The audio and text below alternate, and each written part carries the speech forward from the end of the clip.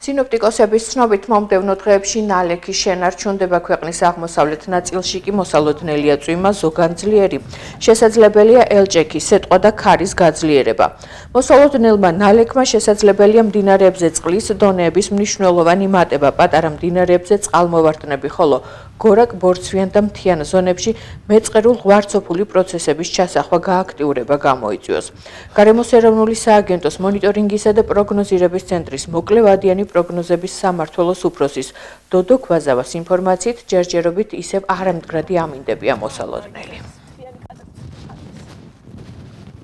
არამდგრადი ამინდი ნარჩუნდება ამ კვირის ბოლომდე.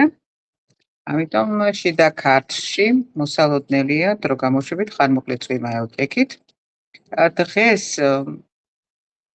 საღამოს საათებიდან ხვალ დღის პირველ ნახევრამდე მოსალოდნელია უმეტეს რაიონში წვიმა, ზოგან შესაძლებელია ძლიერი და დღეს მეორე ნახევრიდან ამინდი ცოტათი გაუმჯობესდება, დაუბერავს დასავლეთის მიმართულების ქარი. რაც შეეხება 4-5-ში ცოტათი გამოდარება არის, მზეც გამოიხედავს, ჰაერის ტემპერატურაც მოიმატებს, მაგრამ დღის მეორე ნახევარში ყოველ შემთხვევაში მოსალოდნელია ხანმოკლე წვიმა ელჭექით. ბოდიში დამავიწყოთ, დღესაც შესაძლებლობა არსებობს სეტყვის განვითარების, ასევე 4-5 მაისაც იგივე სიტუაცია შენარჩუნდება. ცოტათი გამოდარებას შეიძლება ჩაითვალოს, რომ 7-8-ში უმეტესად უნალექო ამინდი იყოს. დღის პირველი ნახევრები და საღამოს შესაძლებელია განვითარდეს ხანმოკლე ხასიათის წვიმი.